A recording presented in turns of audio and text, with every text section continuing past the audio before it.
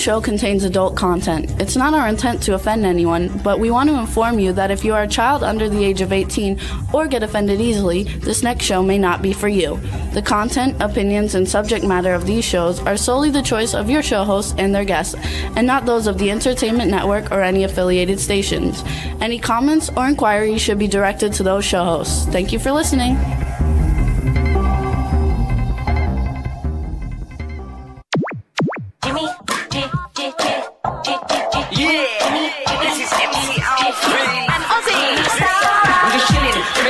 Sitting down and designing, where every man in a thinking, what are we gonna be wearing?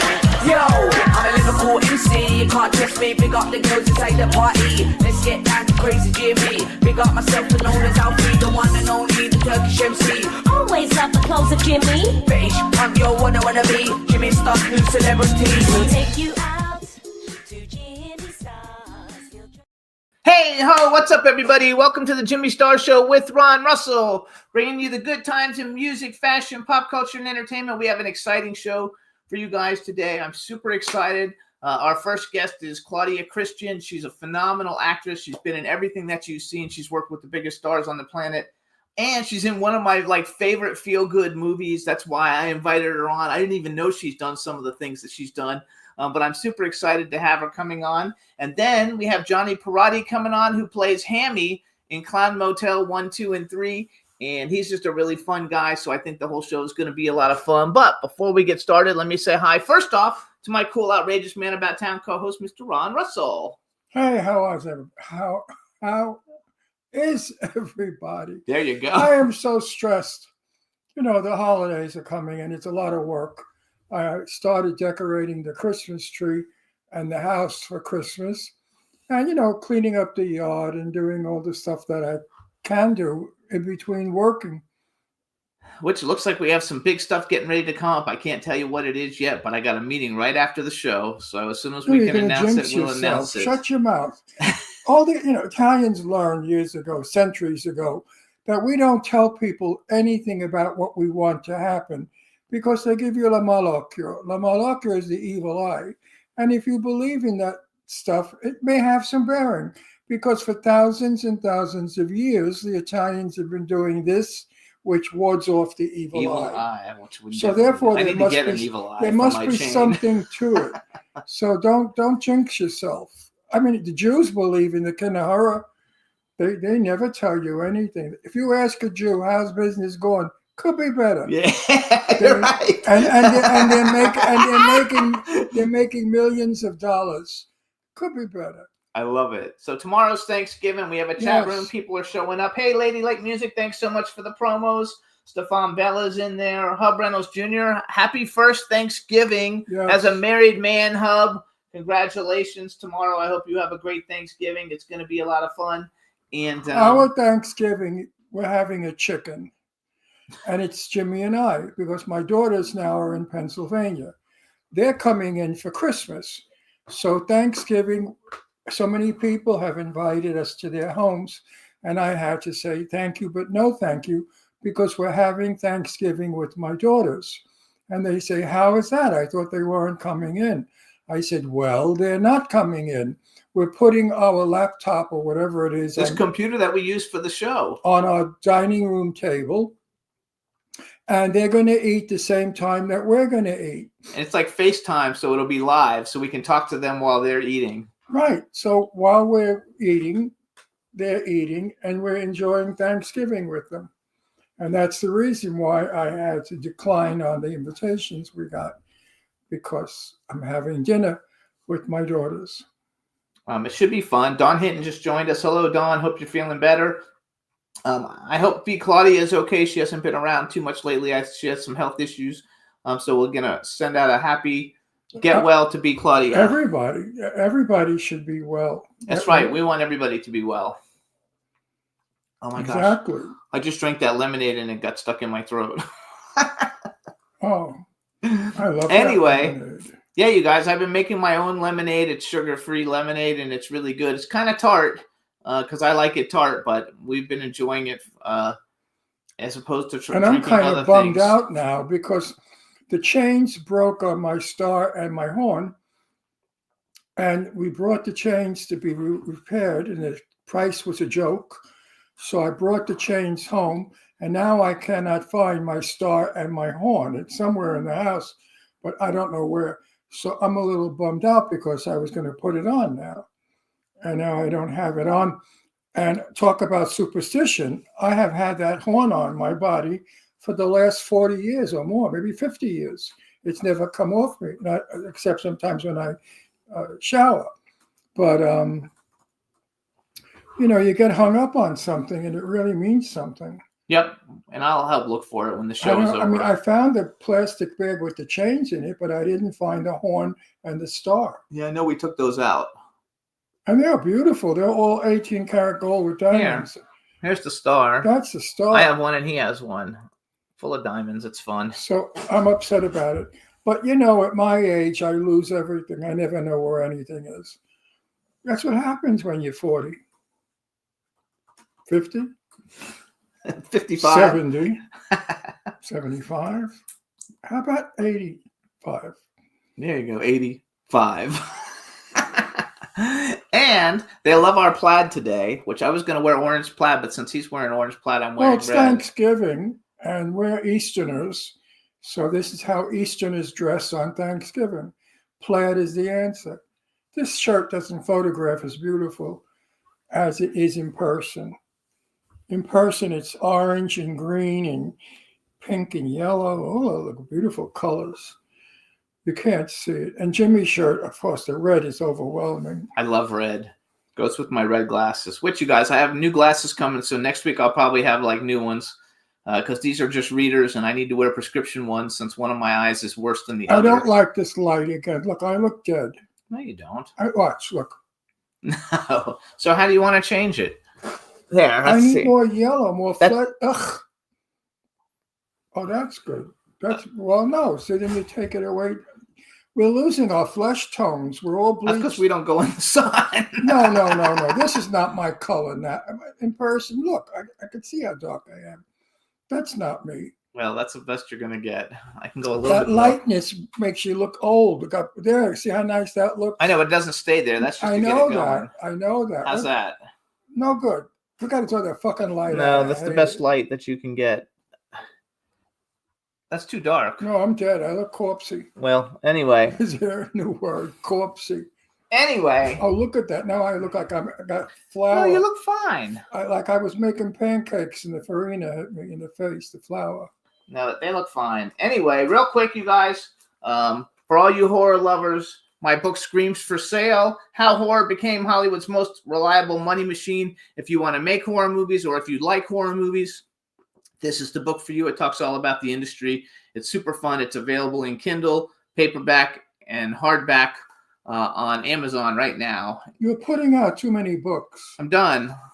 I have one more that I put out about Funko Pops, and I haven't written any other ones, so I have to start from scratch. But now I'm going to promote them all because now that I've got a library of things, and you can check out all the books by going to jimmystarauthor.com. There you go. But I do have a Funko Pop. My Funko Pops book is the first one I did is the best-selling book out of all the books that I've done. And now I did the sequel to it talking about grails and the most valuable Funko Pops. So when are you going to work on my book? You have to write it. It's written. I can put it out anytime once it's written. I don't like the corrections that have been made. Well, you have to fix them the way you like them. Yeah, because and then I can put it out. It takes me about 3 hours to put it out once you do it. Because the corrections that you did on it, you made it out to be a Shakespearean play when it's just a funny little comedy movie. So will you fix those things and we'll put it out and then we'll get it up. You can do it this weekend or next week during the week while I'm working. Well, you're good at putting out. You've put out all your life. Right. Anyway, what's up? Also, you guys, Ron's daughters have an Instagram called Magpie Sisters. Dawn said she won one of their raffles. What? Dawn said she won candles. They did like a giveaway on their Magpie Sisters. So follow them on Instagram. It's at Magpie, MAGPIE Sisters. I think there might be an underscore, but if you just stick in Magpie Sisters, they're not charging money. They're just giving away as gifts. No, they did a giveaway, like a contest, and Dawn won the contest. Dawn is in our chat room right now. What'd she win? Candlesticks, I think she said. Oh, so they're giving them away. Well, they gave one away. That's how you build a business. Anyway, I wouldn't know. You know about giving away yeah, right. for free, I don't give putting shit out away. for free. Yes. You know how to do that. Yeah, right. I've never done that. Yeah, never. Anyway. I was always very expensive. Yes, that's hilarious. You know that. And it's a Nest candle. Wait a minute, I got to Christmas talk candle. about my lip.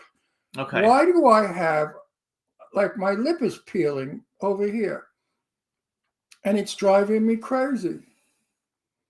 Anybody out there know why your lip peels? What am I lacking?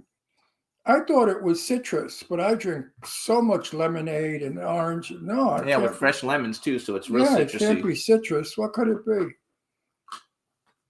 Maybe something from kissing my dog. Oh, I don't know. The dog. He's Well, so you know, cute. dogs have the worst bacteria in the world. When you let them lick you and kiss you, you're getting germs for days. And we lick and kiss all the time. That's all he does. No, He's sleeping though behind you. He's just Shut up, sleeping don't on the wake him couch. up. Sometimes he kisses me and I don't move fast enough, and his tongue goes really in my mouth to my tongue. He likes to tongue kiss, the little pervert. But anyway, you have to be careful about it. You know, it's a bitch being old because you have so much work to do to get there. You know, getting to 85 years old wasn't easy. It was hours and hours and days and months and weeks and years of bullshit.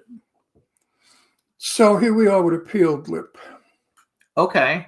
So we want to thank everybody for tuning in every week. You can listen to the Jimmy Star Show with Ron Russell. We're on Podbean, Apple Podcasts, iHeartRadio, SoundCloud, iTunes, Spotify, Amazon Music, YouTube if you want to watch the video, Google Podcasts, Radio Public, TuneIn, and Amazon Prime. And then we're on another like 150 platforms, but those are the biggest ones. And my friends in New York that invited us for Thanksgiving, thank you very much. But if we came to your house, I would have gone to my daughter's house. Why would I, you know what I mean? So I still would not be able to go to your house for Thanksgiving. But I thank all of you. Absolutely. You got to love it. Because Thanksgiving is family time. And I think that Jimmy and I are all by ourselves alone, like little orphans of the storm. We're orphaned people. We're not orphaned. I know what it's like to be an orphan. Yeah. Ron's just upset, you guys. This is literally in his whole life. This is the first time he's not had Thanksgiving with his daughters in his whole life. In my whole, so he went 85 years, and in their whole lives. So for 85 years he went without always having. Well, as long as they've been alive. I didn't know them when I was born. It's not as long as they've been alive. Well, Leslie is 56, so 56 years.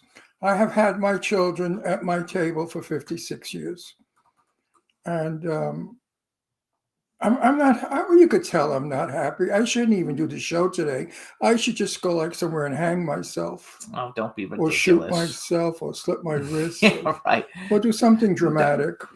Maybe then they'll come home again. They're not coming home. That's a good way to get them here if I'm in the hospital dying. No, yeah, right. Then you got to let people know you're joking because then I could people don't know that. I could jump out of the bed with a turkey.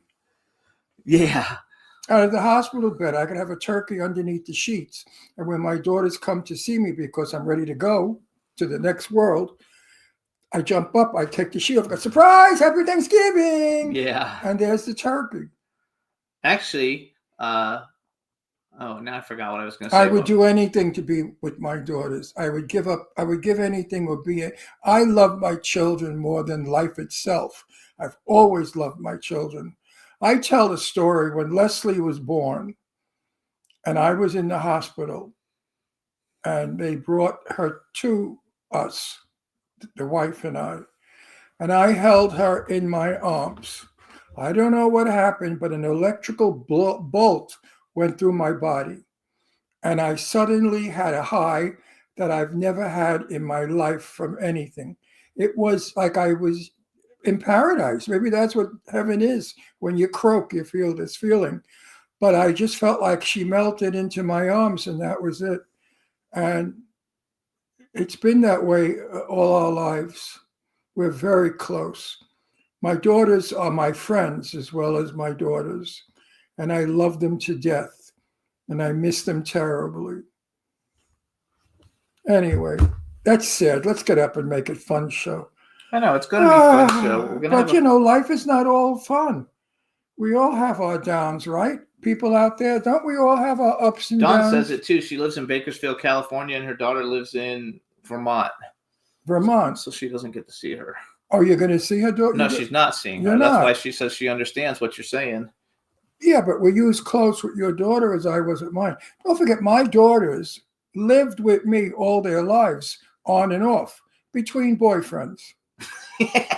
Every time they got engaged or had a boyfriend, they all lived with the men. Then when they broke up, they came home. So my children have made our house. She said yes. She only gets to see him twice a year. She's very close. They talk all the time. No, twice a year is not close. No, that's all they get. Well, it's expensive to go back and forth to Vermont. Every morning is close. Yeah. Well, we don't have that either. We talk once a week. But when I live in Florida, I will see my daughters all summer long in Pennsylvania because Leslie's got a big house with 4 bedrooms, and you and I have a room of our own. So you ready to go to our first guest? Oh, yeah. All right, let's bring her on. Juan. I guess she got bored to death with my conversation and left. Hey, Claudia. It was boring, I right? thought I was. I had no idea what sort of show I was on. How are you? I'm good. How are you? Oh my gosh, you look fabulous. I don't think so. After that introduction, I think she looks terrible. Oh, yeah. So let's do For a it. woman of what, 94, Oh yeah, right. who's had many facelifts, Yeah. she looks okay. Actually, you don't look like you've aged a year since the No. first thing I saw you in, which is why I actually invited you to come on. I didn't even realize. I mean, I realized a lot of the things that you've been in, but I didn't realize how many things you've been in because my favorite. First, let me do an introduction. Hey, everybody. Now we want to welcome to the Jimmy Star Show with Ron Russell, one of my favorite actresses. She's a director, she's a producer, she's an author, and a extremely well-known voice artist, Claudia Christian. She's okay. Oh, yeah. If you like the type. She doesn't know you, so she doesn't know you're joking. Claudia, if you were not beautiful and if you were not fabulous looking, I would never tease you because I would insult you. But you know what? It's like telling Sophia Loren 30 years ago that she's ugly. She'd laugh right in your face. She'd say, "Yeah, I'm a stupid bastard." You know?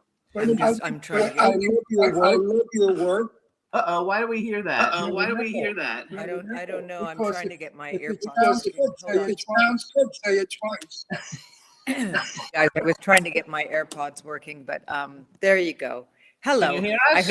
I heard the compliments and the insults. It's all good. Let's start over. No, How they are you weren't guys? compliments. They were They're not. all They compliments. were not compliments. They were the truth. God bless you. Compliments. How don't are you go- guys?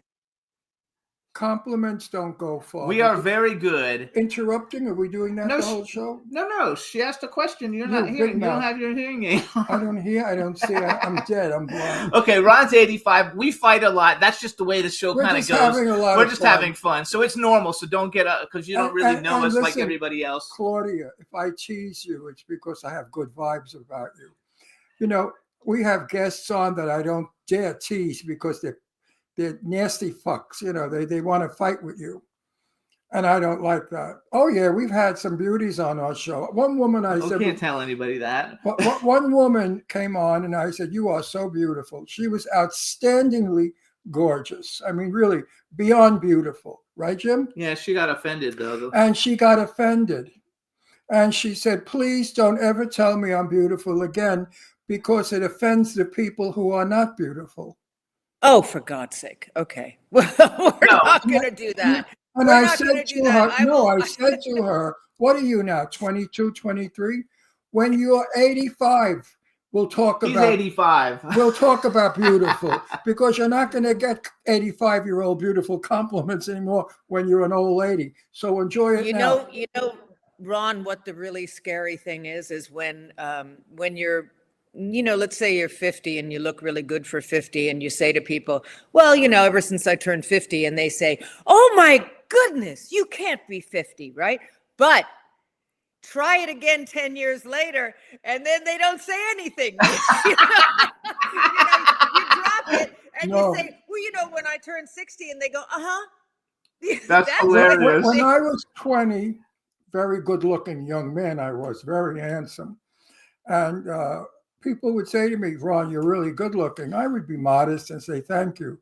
Then, when I was about 50, they'd say, "Ron, you're holding up well. You know, you look good for your No, age."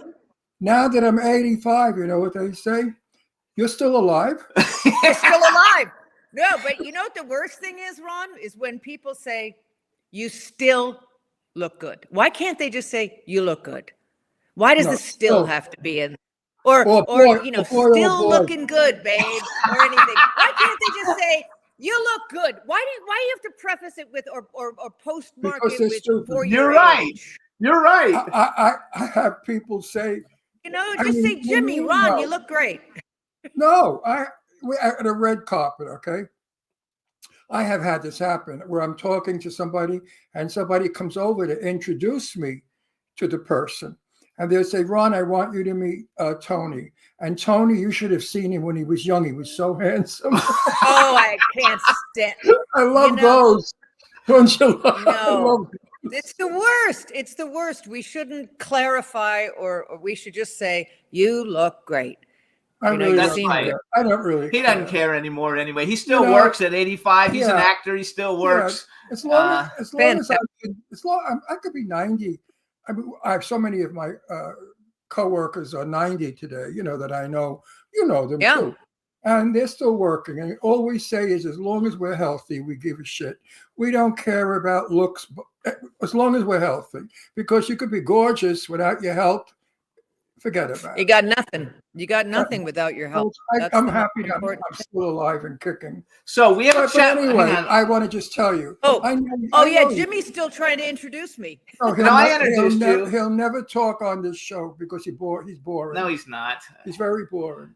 Don't But do that. anyway, I just want to tell you that your work is.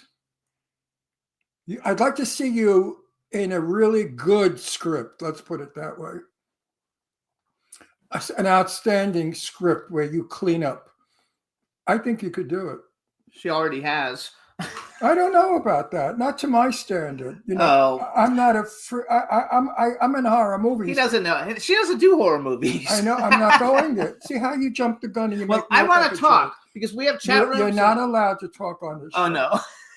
So Claudia, we have a chat room full of people. Please say hi to everybody in the chat room first of all, and then I want to Hi, everybody.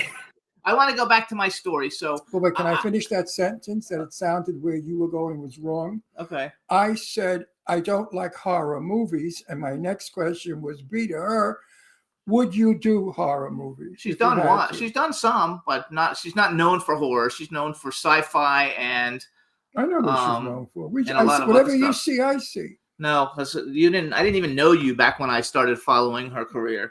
Like she's been. So how long have you actually been in Hollywood? I know you did your first thing as a teenager on Dallas. I read it online. I don't know if that's true or not, but I read online that your first big gig was Dallas as a teenager. Yeah, and my first film was with Burt Lancaster and Mike Kirk Douglas. So I've worked with a lot of the older actors in my early stages as a teenager. Bob Hope, Don Amici, Frank Gorshin, Yvette Mimieux, Yvonne DiCarlo. I worked with Faye Dunaway, played her daughter. Bob Hope, a lot. Jane Meadows, said Frank Bob Hope. Gorshin. Oh, did she say Bob Hope? Okay. I Yeah, wrote I it down. did, A masterpiece of murder. A masterpiece of murder. Yeah, and did Columbo. I did all the early stuff in the 80s and 90s and 2000s. I've had a 45-year career. And I've only done one horror film, actually, and that was a film called Maniac Cop 2. And that was quite a long time. You've seen Maniac Cop 2. Lorene Landon is one of our dearest Oh, friends. yeah, maybe that's right. And she was in Lorene, and she's in Maniac Cop 2. And Robert Davi's been on the show like 5 times. Right. And I knew Robert Zadar, and Angel Salazar's a friend, Hank Garrett's a friend, and Leo Rossi's a friend. And I've met Bruce Campbell, but I don't know him. And you worked with half of my friend, Bob Hope. And who else did she see? So Ron was best friends with Jane Russell Yeah. back before she passed. As a matter of fact, she was at his house when she passed, and No, she didn't got pass sick. in my house. I know, but she got sick, and when she left your house, she got sick and she passed away. Right. But Um, Jane and I were brother and sister. I took her last name Because when I was 16 years old, I saw her in Gentlemen Prefer Blondes, and I fell madly in love with her, and I loved her forever. And then I had the good fortune to meet her, and we bonded immediately like we knew each other forever. And we traveled together. We stayed in each other's homes. We went shopping together. And she was just the nicest person to me, not to everyone. So that leads me to, who did you work with that wasn't so nice? She's not going to tell you that. I get in the back door. I sneak in all the time, Claudia.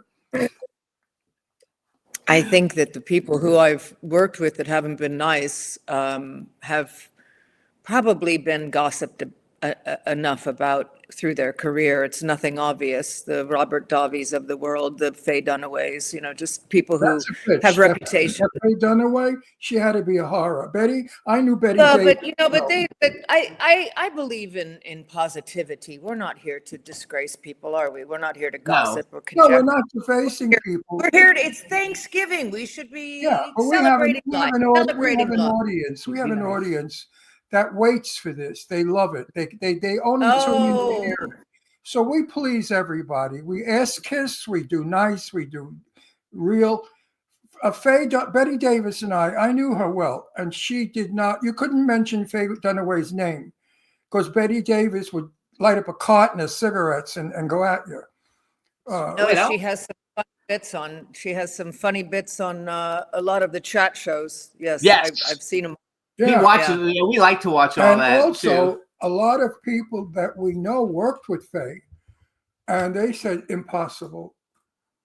Did you find that to be impossible to work with? That's not a negative. That's just a historical question. She has problems. I mean, I think she's a deeply mean woman. She's a deeply disturbed. It could be a sign of a mental issue. I don't know, but I do know that she's not normal in her behavior. I mean, when we say normal, kind. Traditional. I've never met her. I spent a long time with her on that film, and she wasn't horrible to me, but she was horrible to the people around her. Yes. Yeah, but she was not horrible. You were younger than her and beautiful. And Faye doesn't like people younger than her and beautiful. No, so they just dressed me. So I'm told. Yeah, I just, she had to give you some kind of hard time. So wait a second. I want to go back to the beginning. You may talk now. Because I want to talk. Because she's. Yes. I'm the one who's the huge fan and seen everything. So. First of all, I want to tell you, so the reason why when I saw you on Instagram and I started following you, which you guys can follow Claudia, she's at official Claudia Christian on Instagram. I have this feel-good movie. It's a series of movies that I watch all the time whenever I just want to feel good. I'm a huge Treat Williams fan.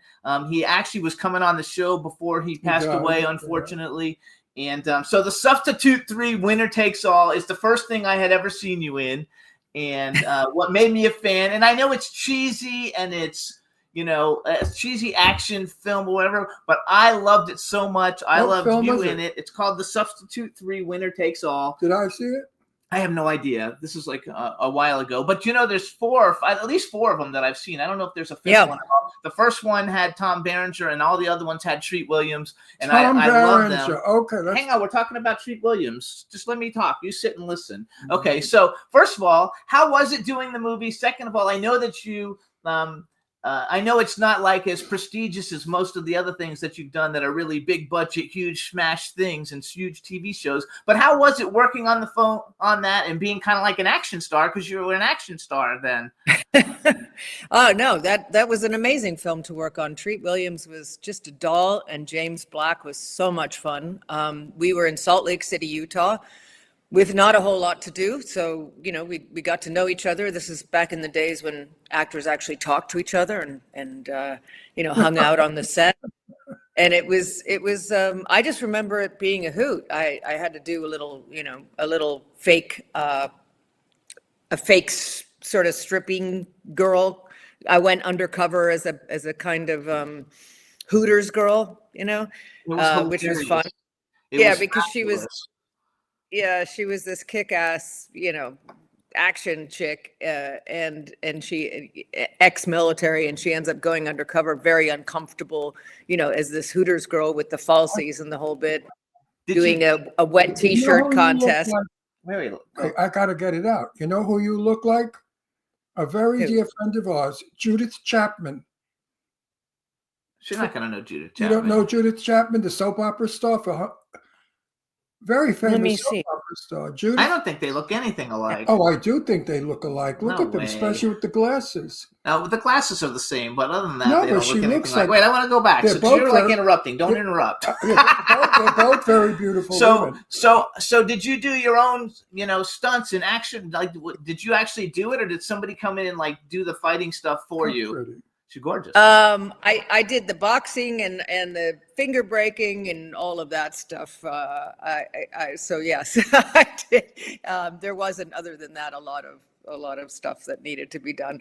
I absolutely loved it. I think everybody should watch it for a feel-good movie. You guys, it's not like an Academy Award movie. It's like a fun action movie. It's like watching the Karate. It's like watching the Karate Kid or something. That's just really feel good and fun.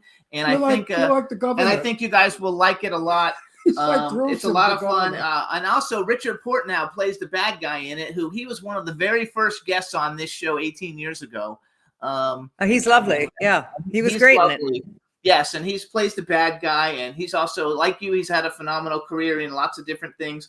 I think you're probably best known, I think, and I could be wrong, I'm going to guess that you're probably best known for Babylon 5, sci-fi type stuff. Like when you I go love to that. when you go to conventions, is that what kind of like is the biggest thing that draws people besides your voice acting work?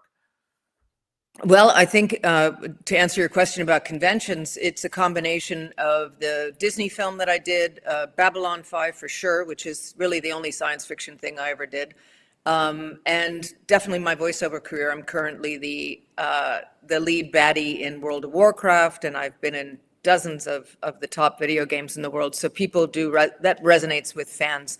And also, believe it or not, the anime series that I do on Netflix, Blood of Zeus and Dota, are popular with genre fans. So all of that encompasses genre. You got fantasy, sci-fi, video games, Love sci.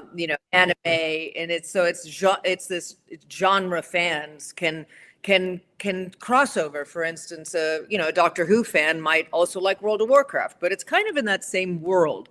So Right. when I go to a convention, I actually never know. A lot of them come up with the Helga Sinclair from Atlantis. They're Disney fans, or other people come up because they're huge Skyrim fans, and I played 13 characters in Skyrim. So you never know, and that's what is How many kind of the fun about it. characters? 13. I played 13 13 video characters in Skyrim. Oh, okay. Yeah. So here's what. So I didn't really realize. So one of the first conventions I ever went to was about 20 years ago, and it was in Orlando. It was MegaCon or something, and I couldn't believe they had all kinds of voice actors who do like what you do in the anime and in the video games, and they had the biggest lines. And I wasn't even aware that was a thing, And they would have these huge lines. And then my business partner, I'm a publicist and a movie producer, and my business partner called me today, and she said, "Who's on the show?" And I said, "Claudia Christian," and she didn't really know your name. And then I said, "She does a bunch of video game stuff that I didn't know about until yesterday." And she says, "Which ones?" And I told her, and she was freaking out. She's like, she has 10 grandchildren. They all play the video games. And she was like, "Oh my God, I want to like interview her." She's like, "Fantastic." So let's brag a little. And I didn't write everything down because I don't know what they are. But one thing is, I don't follow video games that much, except for he plays, what do you play? Zelda. He plays Zelda. But besides Zelda, Oh, I yeah. don't really know. And but the video games that you are voicing characters in are so huge. Even people who don't know Okay, video games. Now, wait, I gotta gotta finish. get this in before you go there. No, I gotta tell you. Listen to me. Don't direct me. All right, you're not a director. You're only. I know, but you co- can't. You're a co- You're interrupting them. I don't care. What I have to say is far more important than what you No, have to it's say. not. Everybody out there that's 65 and beyond, I suggest you get video games and play them. What they do for your mind is amazing. It stops Alzheimer's because you're training yourself to play that game. It's a wonderful thing. So thank you so much, Claudia, for doing video games for all of us old people. Oh, well, it is nice to know that it's helping the neural It pathways. helps our mind. No, it gives us concentration. Really, Yeah. I'm serious. Talk to doctors about it. So No, wonderful. I Out of all the Yeah. things you do, that's the most wonderful thing that you do. So let's brag a Thank you. little. Here we got World of Warcraft, you guys, and she's done a bunch of World of Warcraft games: Final Fantasy, Warcraft, Rumble, Starfield, Diablo Immortal, Guild Wars 2, End of Dragons, Legends of Runeterra, Fallout 76, which Fallout's a huge TV show Wow, now. that's some resume. Call of Duty, Woo. Halo. I think Halo and World of Warcraft are probably the two biggest video games in the world. No, Zelda is.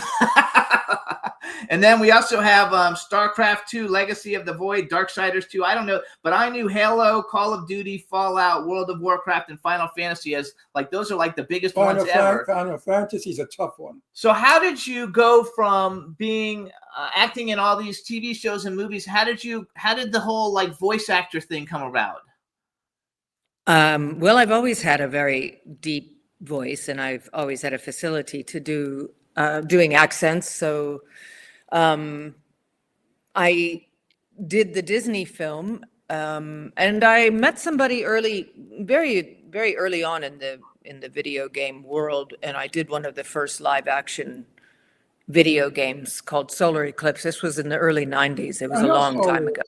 I know so. Yeah, it was ages ago. A guy that I did it with, Gary Hudson, was in it, an actor, very nice guy. Anyway, from there, I just started getting video games early on, and I think that the success of Babylon 5 improved my sci-fi cred. And then the fact that I then starred in a Disney film also gave, a little bit of cred to my voiceover career. And, some people hired me because they liked my voice or they liked my performance in another video game. And other people hired me just because of the fact that they liked me in something else. So it's a very competitive field. I do most of the work I do now is on existing video games that I've already worked on. So it's breaking into new stuff is not as easy as it was in the 90s. It's a whole different game now. You have A-listers doing voiceovers, car campaigns. I was the voice of Jaguar for years, and now that would probably be virtually impossible because you have Kevin Costner doing car campaigns and Julia Roberts doing voiceover campaigns and George Clooney doing coffee. I have a friend of mine who's a queen of voiceover. She does all the voiceover books. Audiobooks. She does audiobooks. And she does some video games also. And you know what she said to me? Ron, that's my retirement. The money she's making, because it's what do you call it? You keep getting checks on that. You still get paid once, right? Well, for residuals, you get residuals. No, you don't get residuals for games, and you do not get residual. You get residuals one-time deal. For series, you get it. Audiobooks, you do not get residuals. Video games, you do not get residuals. You get residuals for doing, let's say, like the Rugrats or the Simpsons. Right. Yes, we had E.G. Daly on the show a couple of times, and she does the Rugrats. You probably know her anyway. But anyway, if you want to get good audiobooks, her name is Barbara Rosenblatt. Rosenblatt with one T. She did Barbara Streisand's life. I mean, she's a phenomenal voice. Like you. She enunciates as you do. That's what brought me to thinking of you. Barbara Rosenblatt, when she speaks, she has periods, question marks, and commas. And I think that's how you speak, because I'm listening. And I think that's why they hire you, because you don't mumble and you don't whisper. You are theater trained, I'm sure, because the last row hears you, I'm sure, right? Yes. And those are all the qualities about you. They just didn't hire you because your name fell on their desk. They know what they're doing. Wait, do you still have to audition for video games? Oh, or yes. The ones that you've already done, or you still have to audition? The competition. Well, no. Yeah, I mean, most people do have to. You do hundreds and hundreds of auditions, and you can book nothing. I mean, it's really a different business nowadays. It's very difficult. theatrically wise, you do all these self-tapes and just sort of throw them out into the ether and hope for the best. And with voiceovers, it's the same thing. It's a numbers game. You can do thousands of auditions and not book a thing.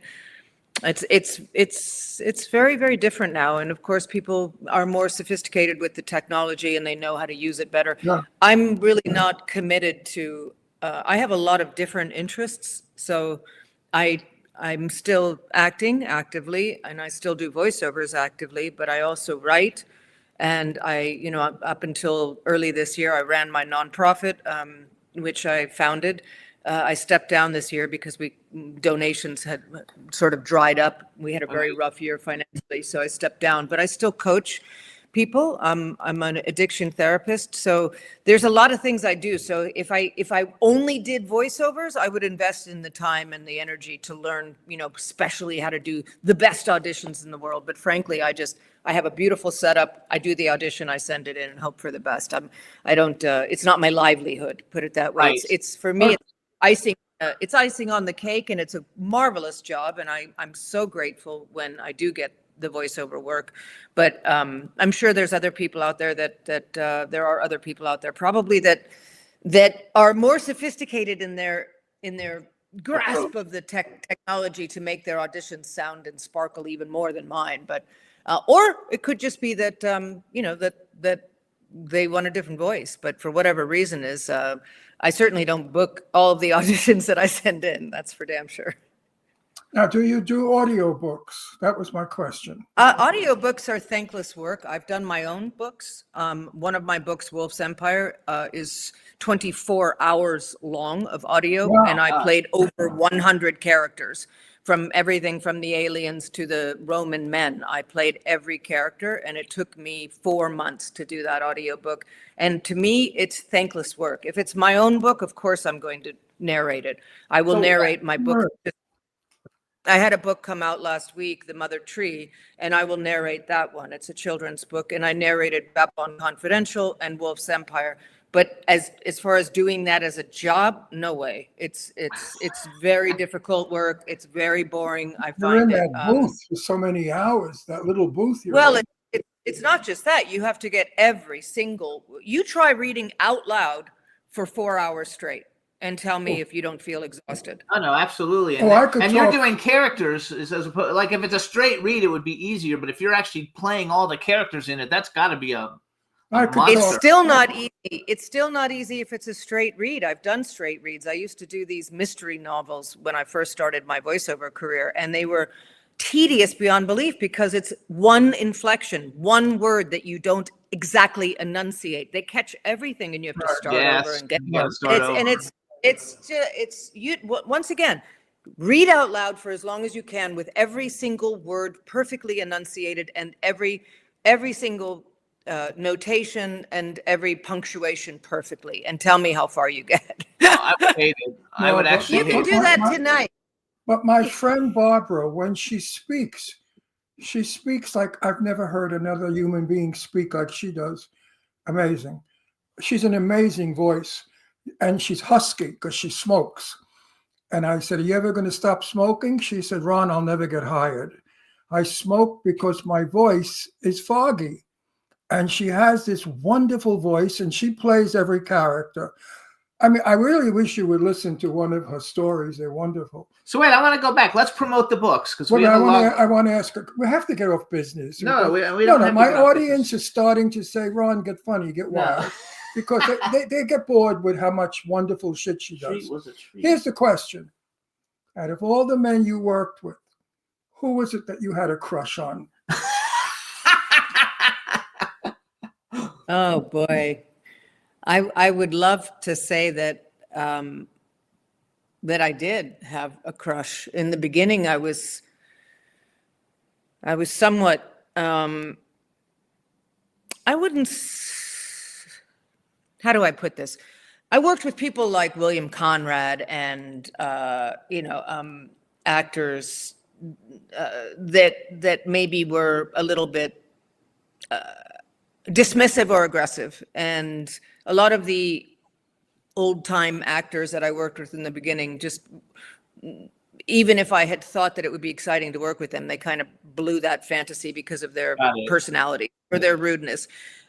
When I got older in life, I mean, I didn't develop a crush on, but I developed deep respect for people like Michael Keaton and Morgan Freeman because they were generous. They were the opposite of who I worked with in the beginning of my career. They were actually helpful. They guided me. They were complimentary. Not in a sexual way. They didn't sexualize the women on the set. They were the same off camera that they were on camera. So, You're trying to get out of the question. You're not going to get away. no, I'm getting. Who was the No, guy? I'm getting. Listen, I was in a movie with getting to Sophia. the- I'm I was in getting- a movie with Sophia Loren when I was 19, and we got to know each other so well. And when the film was over, she kissed me on the cheek, and there was some lipstick there. When I got home, I ran from my mother's house to my aunt's house, where my mother was screaming, "Sophia Loren kissed me! Look!" And my mother said, Yeah. "You're going to wash your face?" I said, "Never, never." I was madly, and I'm a gay guy, madly, totally in love with this woman. She was the sweetest, the nicest, the kindest, the most beautiful woman. And I tell that story all the time. And you know what everybody says? Women say, "Oh, I would fall in love with her too, and I'm straight." Yeah. So you had to have been with somebody who you were in awe of, like Rod. Well, Hudson. I was madly in love when I was a child with Humphrey Bogart, but I didn't know he was dead. And it wasn't until I wrote I wrote my third fan letter, and my mother finally took pity on me. And, Wait, listen, she wrote him a fan letter. She wrote 3 fan letters. no, and by that time, my mom took pity on me, and she pulled me aside and said, "You know, with this letter, the reason why he's not responding is because he's dead." And I just I couldn't make that connection of saying this man who was so alive in the movies that I wanted him. So that's really the only person. I mean, honestly, I'm not being cagey. I've never worked with somebody and thought, "Oh, I want to sleep with that person," ever. I've never been on a set and said, "Wow, that guy's hot." I mean, there have been very attractive people. Mario Van Peebles was very attractive, and George Clooney, but I slept with them both, and it was kind of a downer after that. So, you know.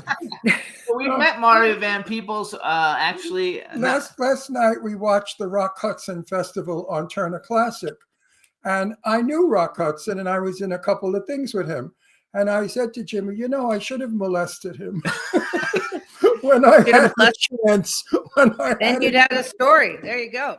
I said, "How come I never thought that when I was with him?" You know, there were times he and I were in the same room alone. And how come I never came on to him? Because he was absolutely. Did you ever meet Rock? No, I never met him. He was 6'4", magnificent. So I want I to think brag the a best- little too. Go ahead. Finish your answer. No, the Gary Cooper, I think, was the most. But I mean, he was long gone before I was. Gary yeah, Cooper's my favorite. That's my Oh, quote. Gary Cooper. he was just beautiful, and of course, Cary Grant. How can you? Yes. How can you not? That's think he's his. just- Cary Grant. Oh, Gary Cooper's mine. I am Cary Grant from a different life. I knew Patricia Neal. Okay. Oh, Patricia's great. Yeah, Patricia Neal lived next. My friend was what's his name? That's the star guy. What was her name? Linda Sagan. Linda Sagan still is my good friend. She lived next door to Patricia Neal. And I said, "I'm going to go knock on her door because I want to interview her." But so she said, "I don't think she's going to open the door." I said, "She will." So I knocked on the door and I introduced myself and I said, "I want to talk to you about the love affair of your life." And she just smiled and grinned. And she said, "Well, come on in." So I went into the foyer, and from the foyer on it, there was a round table with a big picture of Cary Grant, of Gary Cooper. And I said to her, I said, as we spoke, "So the romance was something else, huh?" She said, "What do you mean was?" It still is. She loved him till her dying day. No. It's a beautiful story. Cary Grant, Gary Cooper, she loved him beyond belief. And he was a womanizer, and she put up with all that crap for 5 years. I love Patricia. And she was coming on my show, Set the Record Straight. And then I get a message, Miss Neal has passed away. Sad. No. She's I a hate it where I'll she get was a old. lovely. Did you ever see her in the movie with Andy Griffith, A Face in the Crowd? Yes. Oh yeah, my favorite movie is Fountainhead, where she's playing with Gary Cooper when they fell in love. And I know something that most people don't know. In the movie, she wore a chain with a pearl. He gave that to her. And Right. wardrobe said, no, it's not. We can't do it. She said, then I can't do the movie. I'm not finishing this film unless I can wear this all the time. She never took that. It was a very romantic love affair. I wish they would make a movie about it because it merits all the good stuff. I liked her a lot. I really liked her. So I'm going to brag real quick for people tuning in, because this will, when we put this out again on YouTube and all the 160 platforms. I was kidding about the men that I slept with. Oh, no, but if in just to brag, you guys. First of all, some of the TV shows that you've seen her on, and most of these are huge. She's done at least one episode of all these different shows: Hacks, Matlock, Jake and the Fat Man, The Gary Shandling Show, The Highwayman, The New Love American Style, Quantum Leap, Hunter, The A-Team, Riptide, Falcon Crest, Dallas, TJ Hooker, Webster, The Rookie, NCIS, The Mentalist, Castle, Criminal Minds, and Grimm. And then she's a regular on 911. You guys, she did a No, recurring. Okay, recurring. I She did 18, which you're fabulous on that. That's something I do watch. It's a great show. That's for 9 seasons. I played the captain of the LAPD on that show, but I'm not a series regular. I'm a recurring role. Got to get that. Okay, So- recurring, you So guys. I'm addressing this to my audience. You have got to see her work at some point. I mean, the woman is incredible. I must have seen you in 1,000 things. She's also worked with Morgan Freeman. I know we mentioned this, but I'm just Morgan mentioning it Freeman. again because I wrote down the ones who I know who they all are. Morgan Freeman, Michael Keaton, Kirk Douglas, Burt Lancaster, Faye Dunaway, Bob Hope, Sharon Stone, Nicolas Cage, George Clooney, Don Amici, who I love Don Amici. And so let's talk a little bit about the difference being a recurring role on a TV series. First of all, how much different in your perspective, because we always ask everybody anyway, from being on TV compared to like doing a movie, it's a lot more difficult, I believe. Oh, yeah. Other people have said, at least, let's put it that way. Well, the being a series regular is it's a grind, but you, of course, you weigh the benefits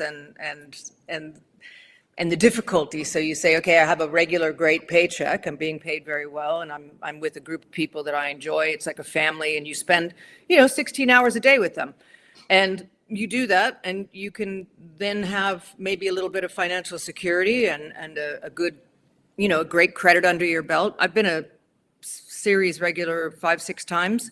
And they've been wonderful experiences. I also like being recurring or just a guest lead. When it comes to a movie, it's a very intense, intimate atmosphere. You're with the same people for 2-3 months, longer nowadays, and some of these big action shoots can go for a year. The Mission Impossibles and so forth. And there's a lot of sitting around when it's a big budget film. Oh, is there ever? A lot of sitting around, you can learn lots of languages in your trailer.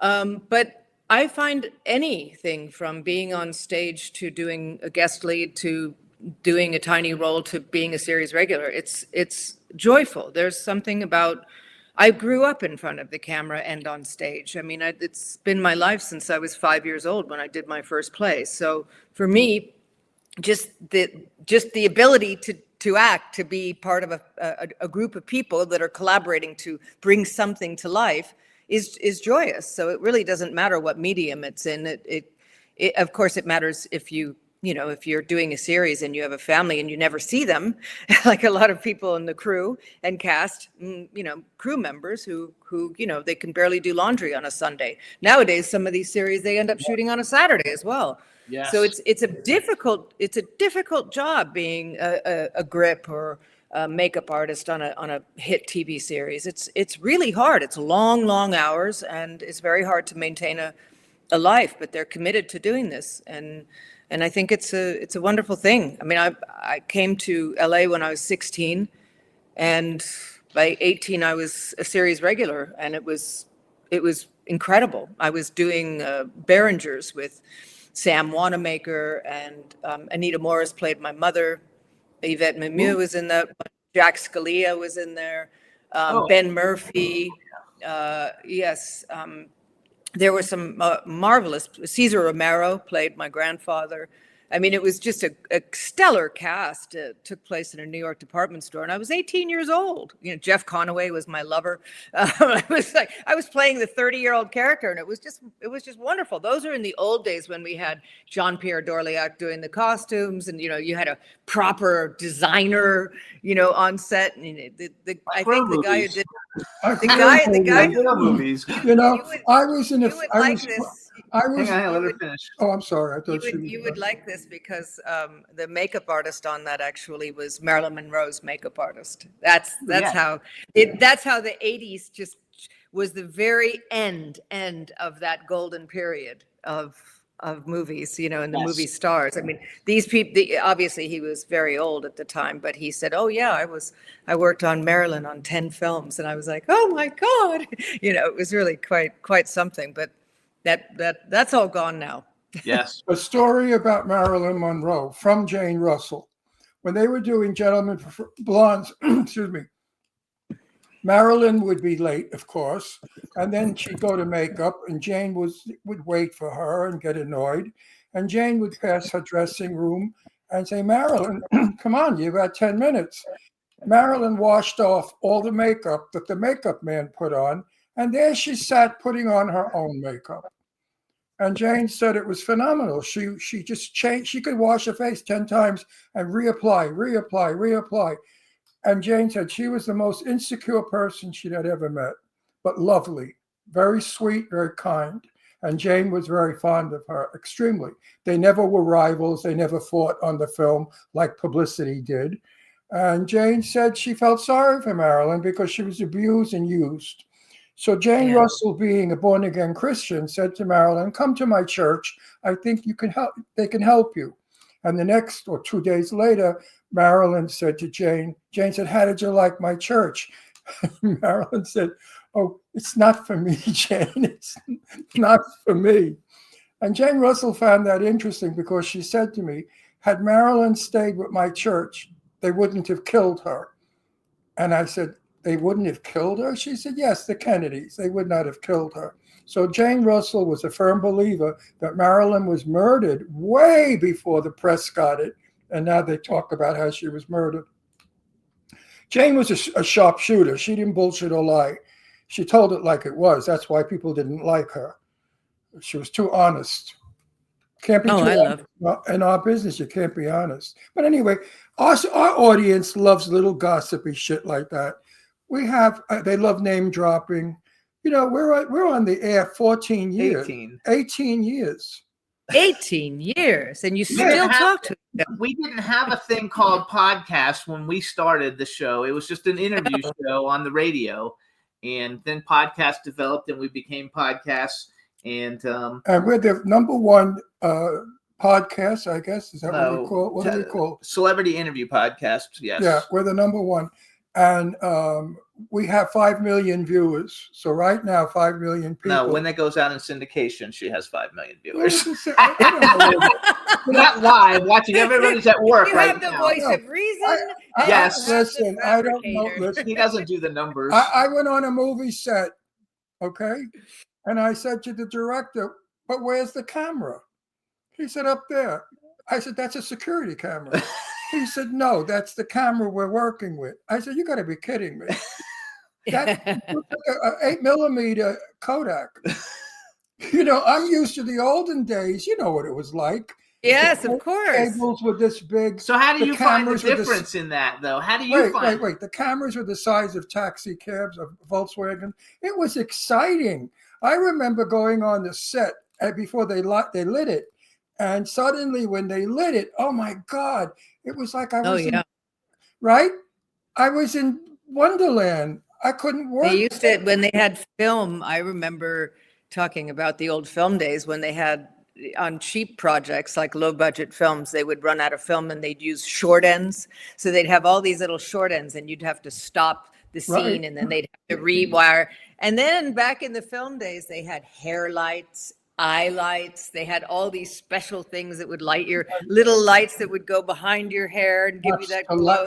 That's By right. all They the, lit yeah, so they would spend hours lighting these scenes. And hours, now it's like hours. let them look like yeah.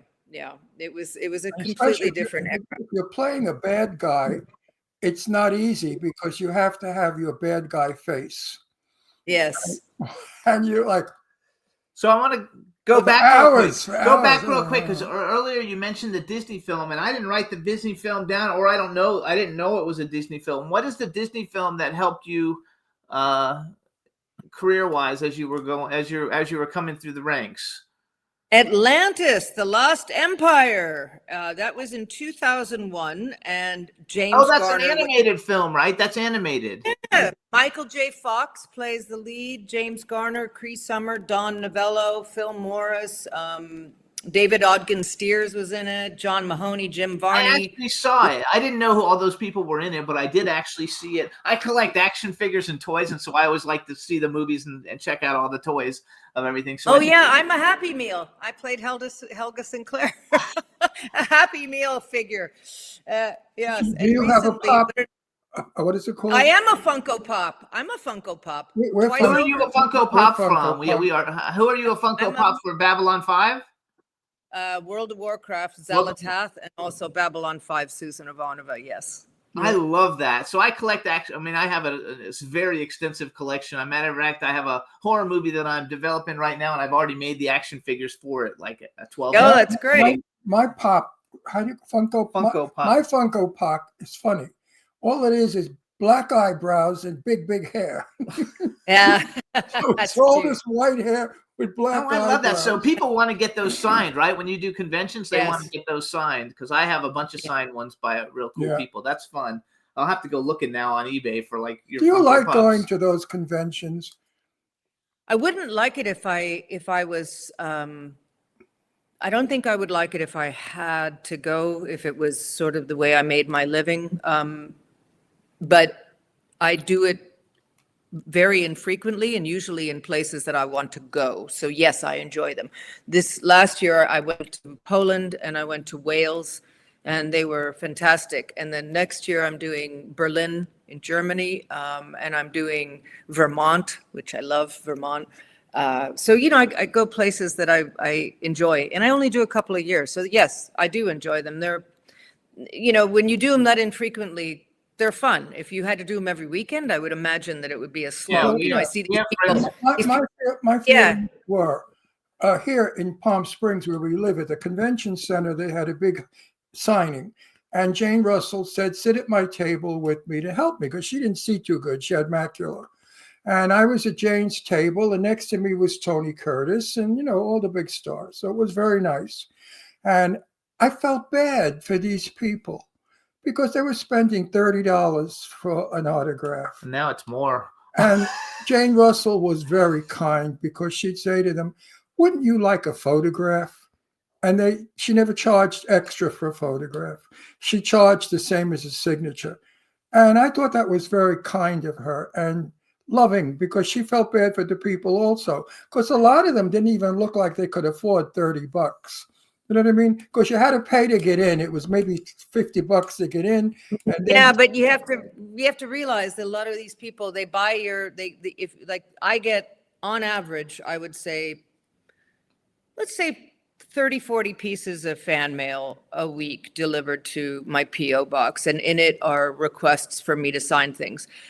I know for a fact, because I've seen them on eBay, I know that people just resell them. So when you're at a convention, you personalize it and it's the experience of meeting the celebrity. Yes, It's I not agree. so much yeah, but because hang on. Hang The on. people that we had No, at it's- the convention center, they were not selling this stuff. That you could see they were ordinary No, people. we went to a movie premiere recently, and I saw a fan come up, and the star of the film was Richard Grieco, and they had a stack of pictures asking him to sign. I know they're going to sell them. No, those people I wouldn't do. I always get everything personalized for my collection, so I want it to be personalized, so I don't ever resell. Yeah, it. but I think Ron, what I'm trying to tell you is that people go to these conventions. You might feel badly like they can't afford it, but this is what I've been doing conventions for 30 years.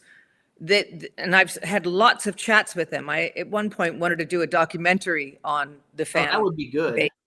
Yeah, and they said it's the community, it's the experience of going there, it's getting away from their home. It's they plan for it, they save up for it, they know which conventions they want to go to, they see all their friends there, Like a and then vacation. the icing on the cake is spending that few minutes with the celebrity that they like. And also, a lot of them have really extensive collections that they don't want to buy it on eBay, or they want the personal connection of saying, Absolutely. she signed it right in front of me. Yep. And they will pay that. They'll pay $100 for William Shatner's autograph, even if he doesn't personalize and it doesn't make eye contact. They want it. I love it. They're willing to pay for it. Jane You know, could that's- never understand it. We talk about it. She'd say, Ron, why do people want this? This is stupid. I understand. I it. said, well, you're here, aren't you? She said, yeah, because my guy booked me here. And she never did it again. She did it only once. Linda Evans, also from Dynasty, we spoke about it. And Linda said, it's more money, she said. We have 4 minutes, and I gotta I'm get in sorry. something else. First of all, though, I totally understand it. I being a collector, I totally understand it, and I love it. And now that I know Yeah. you, I want to go. I will go. I won't buy autographed things on eBay, but I will buy just the actual Funko Pops so I can put them in my collection. I have Since you were on the show. I have a collection of Jane Russell stuff. I have a bra she wore that she Oh, borrowed. wow. She borrowed from my daughter. Of I have course. Jane Russell did not eat in anyone's house with their silver. She carried her own fork and she traveled with her own pillow. So Here's the I fork. have her fork. I have the pillowcase. I have a pocketbook with Jane Russell on it with a smoky gun. And she said, Ron, you do like the naughty girls. Love you, Jane. So I have, but I'll never sell it. That's my stuff. Yeah, I don't plan on ever Because selling. I mine miss either. Jane Russell every day. Okay, we have 3 minutes. Here's the question I like to ask I miss everybody: her all. bucket list. Bucket list. And you've worked with almost everybody, male and female actor that you have not had a chance to work with that you would like to work with, and they could be living or dead. And if you could have ever been in any movie that's ever been made, what movie would you have liked to have been And in? if you don't say Ron Russell, I forgive you.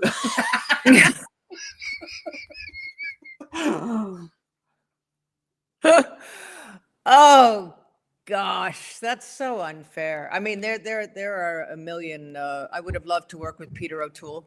Yes, good. I would have pick. loved to work with all the great Brits. Oh, geez. Which you live in the UK half the year, right, or part of the year? Yeah, I do. I do live in England, in London, yes, as well as Los Angeles.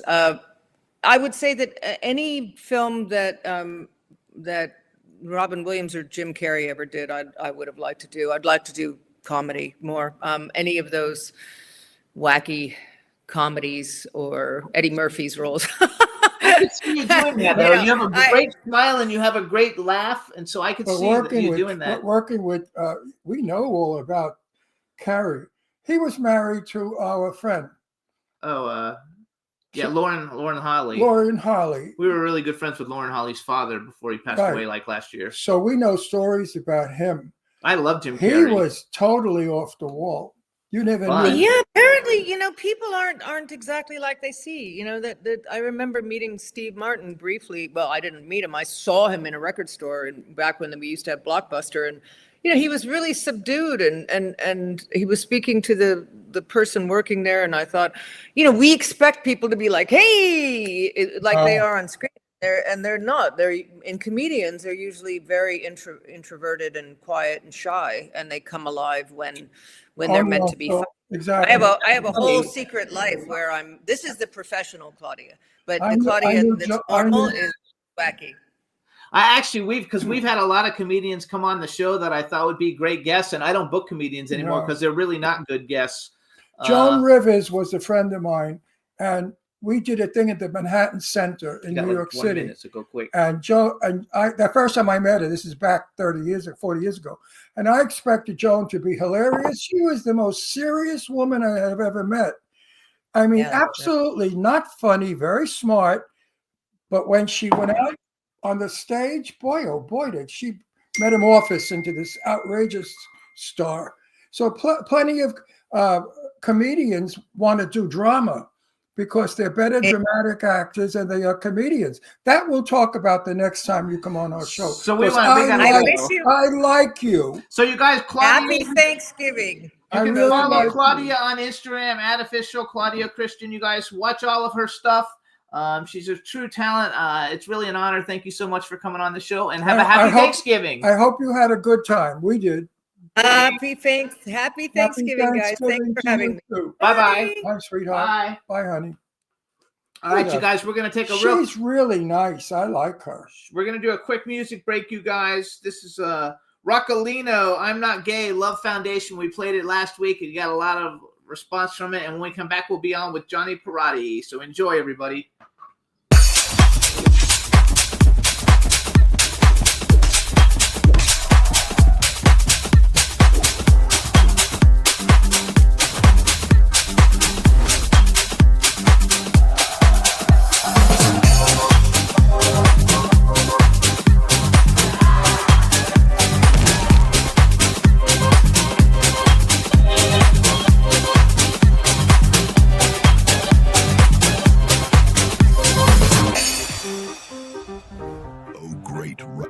If I were gay, I wouldn't look at you like this. But everyone knows me, the story for the world. I'm not in withdrawal, my mother understood me. The heart has no expiration date. More than a little outlaw, I don't wanna play anymore. Love can hurt, and I really want to tell you 3 simple words. I'm not gay, but if I were, I'd tell you I'm not gay. I wouldn't lie to you, and if the world fell apart, I'd be there for you, and I'd fall in love with you, even if I were gay. Life is madness, but what can you do? One day you want to run away, let you go away. And this is the reality, I never ran away. The exceptionality, you never understood me. I don't wanna play anymore, love can hurt. And I really want to tell you 3 simple words. I'm not gay, but if I were, I'd tell you I'm not gay. I wouldn't lie to you, and if the world fell apart, I'd be there for you, and I'd fall in love with you, even if you were gay.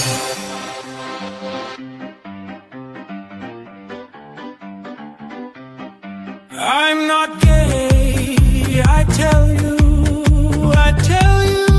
if you were gay. I'm not gay, but if I were, I'd tell you I'm not gay. I wouldn't lie to you, I'm not gay. But if I were, I'd tell you I'm not gay. I wouldn't lie to you, and if the world fell apart, I'd be there for you, and I'd fall in love with you, even if I were gay. Even if I were gay.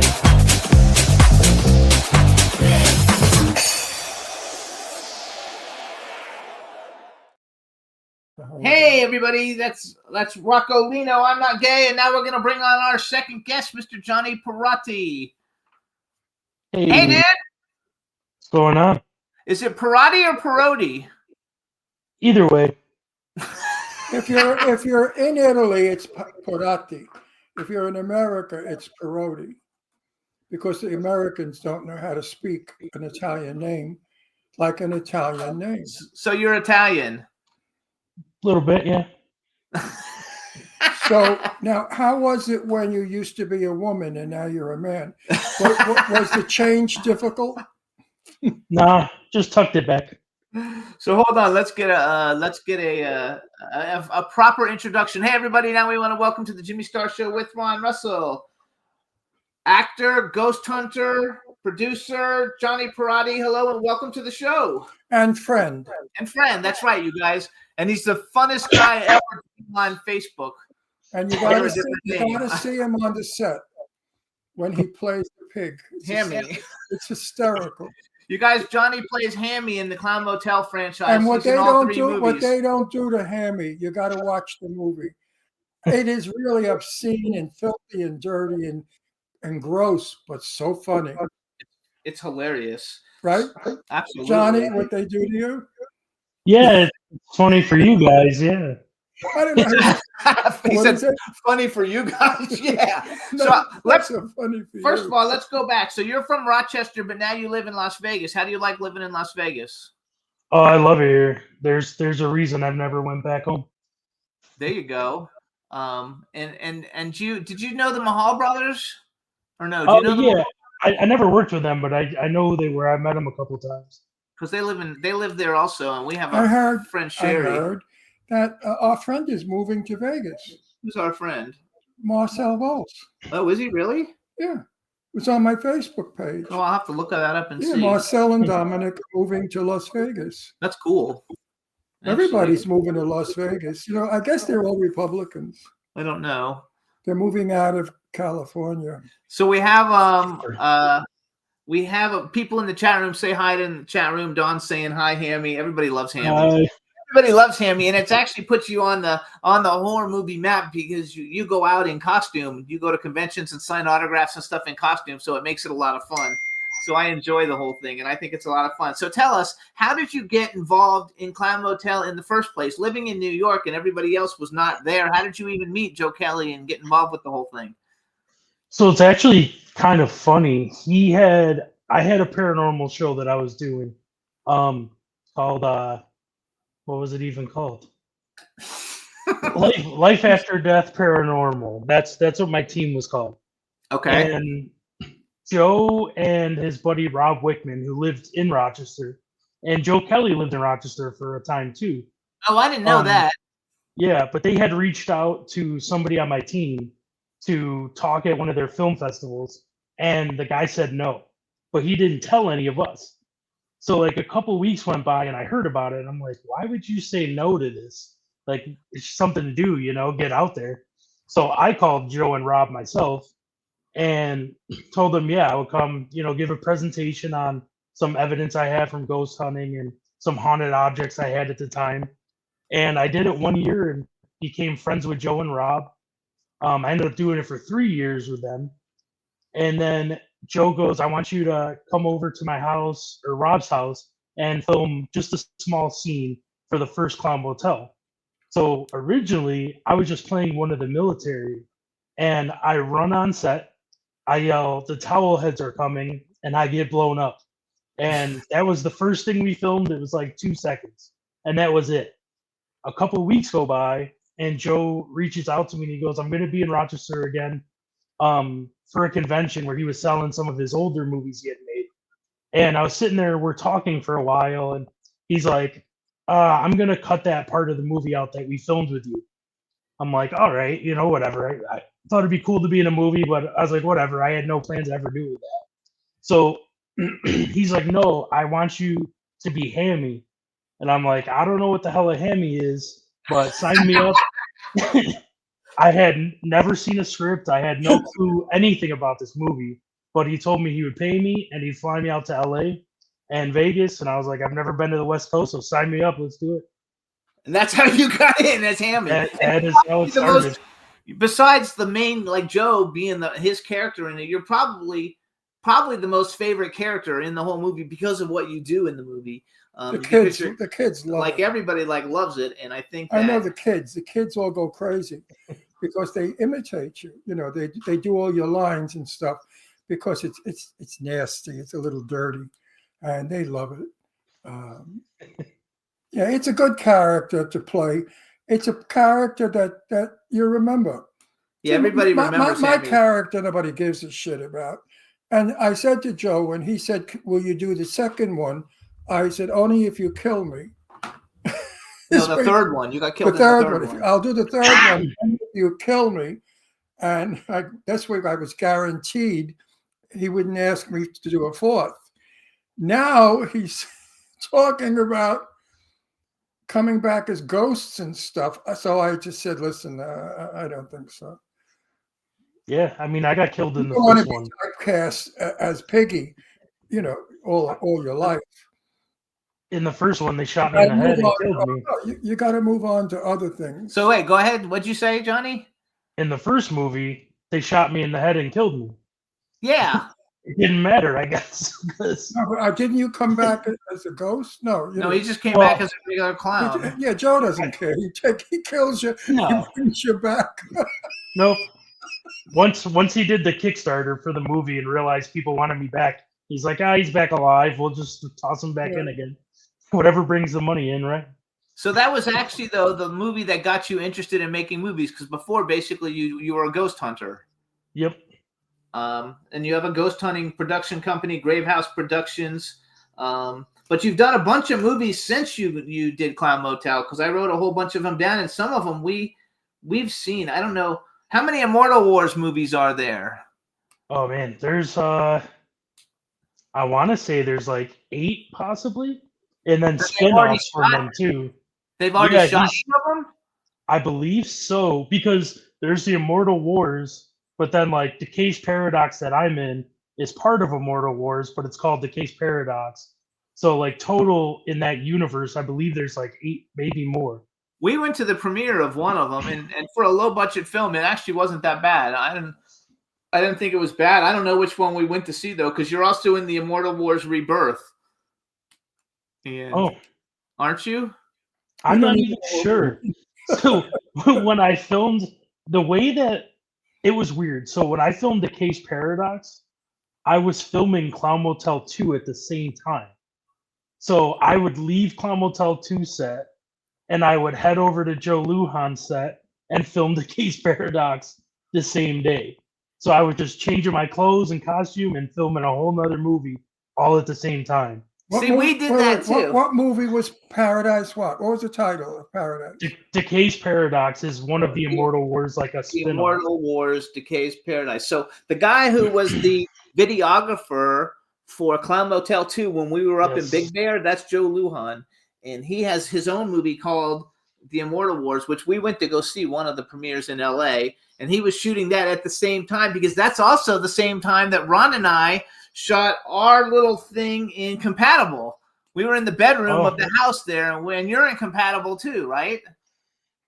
That's a good question. Yeah, Where I is it? filmed Wait, where is that? filmed for Compatible, but I don't know. Is it out? Compatible's not out yet. He told me that I've never seen He it. told me he's sending it. That's because the dumb thing about that is they did a premiere in Colorado. Who the fuck goes to Colorado for a Right. premiere? Yes. But And I don't even know if I'm in the movie, because I filmed a scene where I'm supposed to be one of the guys like watching, Yes, but I'm a I do. pizza shop owner. So I'm wearing a I'm wearing a pizza hat and this dirty smock pizza maker that is a pineapple right in a slice of pizza, and it's supposed to be dirty, and like, you know, I Oh, say he I'm had it like a pizza owner that I've owned it for 69 years and slinging sausage and all this stuff. So I filmed all that, but I have no idea if it's in the movie or not. I we don't know whatever either, happened. but we didn't see it. Jimmy and I were clothed, of course. We were not naked. We were dressed in clothing, but we were in a bed. And Joe said, I'm going to shoot it a lot of ways. Dirtiest, the filthiest. I said, well, that's up our alley. I think they used all of them. Wait, you blew it. See, you got a big fucking mouth. You blew it. You blew the whole thing. Anyway, I said to Joe, which one did you use? He said, we used all of them. I said, how's that? He said, because one was filthier than the other and funnier than the other. I'm dying to see it because I thought they were out. So I said to Sherry Davis, they're not going to use that, Sherry. I thought, we throw it away. That the one I liked was semi-dirty, but he loved the filthiest one. Well, One was really filthy. I and talked to raunchy. the director, and he told me that he's going to have that hasn't been. They don't have distribution for it yet. I think they're still working it out, but he's going to have copies of the movie made, and he'll send me one when he gets them made. Well, So- nice. You can let me know if I'm in it. I'll or let not. you know if you're in it. I love it though because I think it's fun. And then you're also in Clowney, but I don't remember. Well, we only Where shot. were you in We only Clowney? shot in Clowney one day, I think. We haven't filmed our scenes for Clowney yet. Oh, because So- you're in the altar. You're in the other Yeah. world. I'm in the dream scene. I'm supposed to be a farmer with Sean Phillips. Is the last I was told. and then we haven't filmed any of it yet, so I don't know what's going on with that either. That's hilarious. But I want to tip you off on how to get a lot of work. You know how you get a lot of work? Say you're never going to do a horror movie again. Since I announced that I'm not doing these movies ever again, I've gotten more proposals to do these movies. Everybody Of wants you course. to be in the movie. And I say, no more, no more. I'm doing legitimate movies like years ago. I want to act. I want to be in a good production. I'm tired of these low budget. I don't know how to describe the movies. It's tough because I mean, even with Clown Motel 3 and some other ones, I still haven't been fully paid. Well, if he And- does 4, you're Yeah, in not it. either.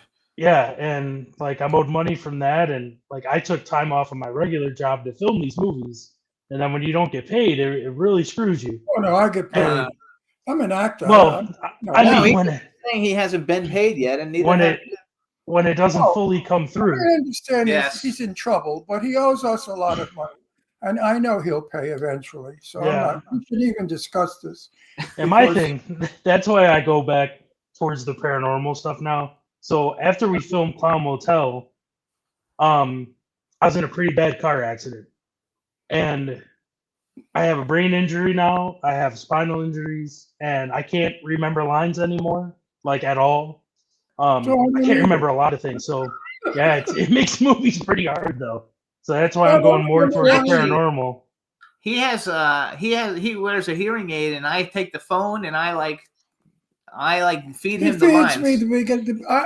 He knows the line, but he has trouble at the beginning of it. No, my trouble is I know the line, but I don't know where it belongs.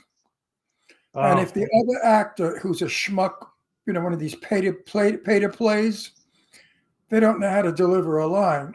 They stand there and they wait for me to say my line so they can say their line, but their line should have come before my line. I just Yeah. find their unprofessionalism frustrating. it makes it and hard. It doesn't make me look good.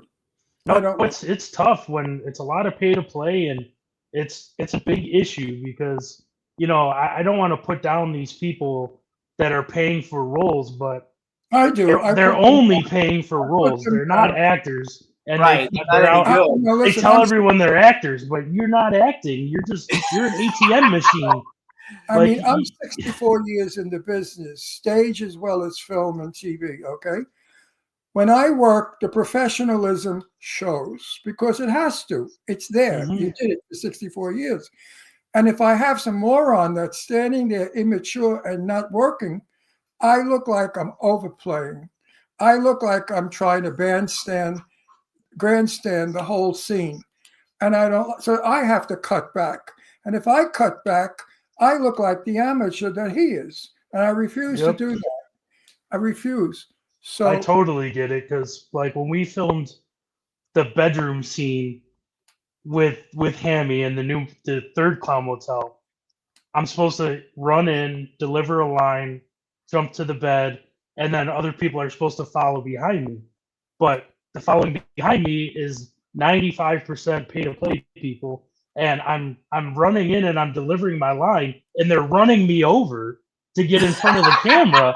And I'm like, what are you doing? Like, you're all going to be on camera. Relax. And some of them they want to be stars so bad that I don't know, it drives me crazy with some of them. But then we also had some that did really well. I will say, like John Swango, who played one of the military Like that him. Nice guy. I like him. he did Swango. amazing. I think he's a great guy. He's a real good friend of mine. He lives out here in Pahrump. But I think he did great as like a first time person. The first day that we were on set and we went to that hotel and ate breakfast, and he was sitting at the table next to us and Okay. we talked with oh, him. he's very nice. Very nice Very guy. nice guy. Mhm. Very nice. So wait, let's real quick, you guys, because we're not going to play this again until the movie comes out, maybe. But we're going to play the premiere, the trailer for Clown Motel 3 Ways to Hell, because Ron's in it, Johnny's in it, and so you guys can look for Hammy and look for General Milan, because we're not going to play this again. But since we have you on, we're going to play it. So here it is, everybody. Check out the trailer for Clown Motel 3 Ways to Hell. To fulfill your ancestors' separation of the human world and the clown moved first.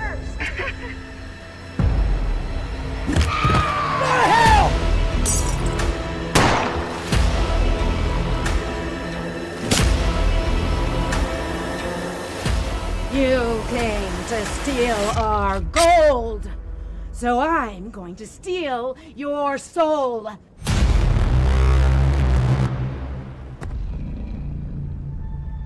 What's the verdict? We have 12 missing military members.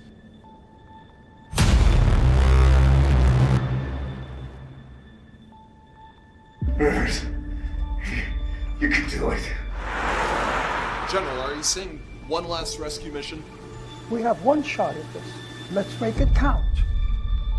We go from Silent Hill to killer clowns from outer space. Welcome to the Clown Motel.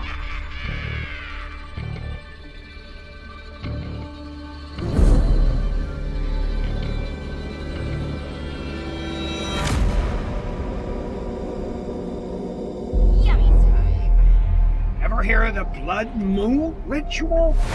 The transformation was a success. Now go get me those sacrifices.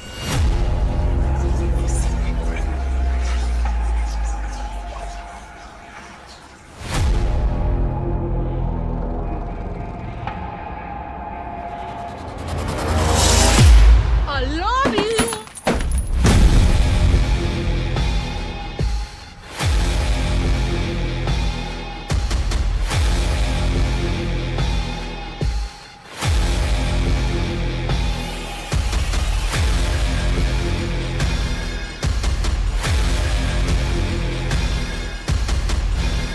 You see, the queen was chosen.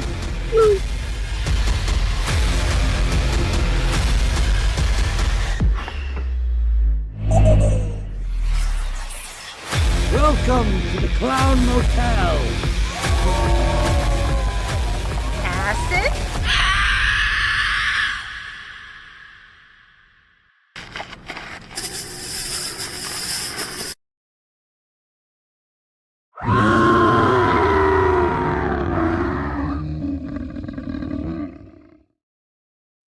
I love it actually. I know that these are low budget movies, but I really enjoy the whole franchise. I think it's a lot of fun.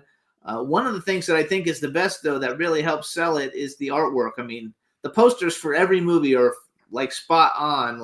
They make you want to go watch the movie whether you like the movie or not. And I think you guys are both great in the movie. Oh, come on. And and you're right about John Swango. He was such a nice guy. And didn't he go and make his own movie right after that? He's already made his own movie. He went and he was part of Desert Fiends 2. Oh, I thought he actually did a movie too. Desert Fiends is a good movie too. They get a lot of big stars in that. I believe he was an EP on that. Okay. Yeah. I love it. I think it's a lot of fun. So you have another film called 'Twas the Night, and that's actually a Christmas movie. I think it's a Christmas movie, right? It's a Christmas horror movie by Joe Lujan. So Joe Lujan, you guys, going back to our earlier conversation, is the guy who did the Immortal Wars Rebirth. So tell us a little bit about it, because we got the trailer and we might as well play it since it's Christmas.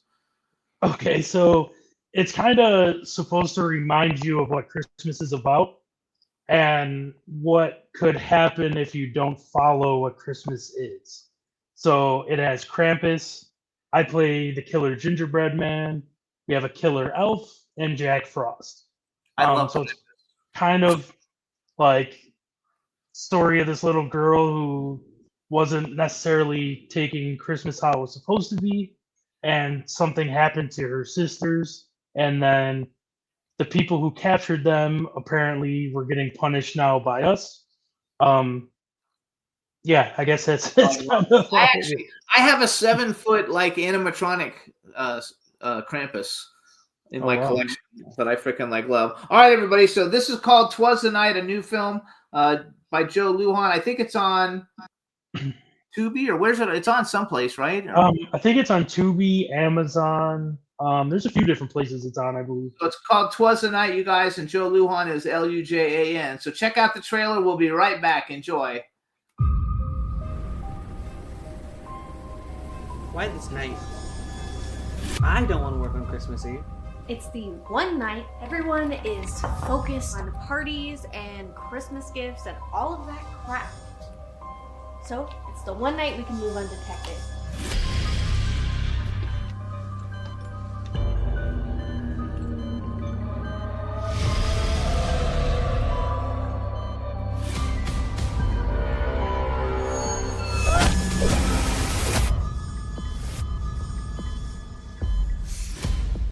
Why are you doing this?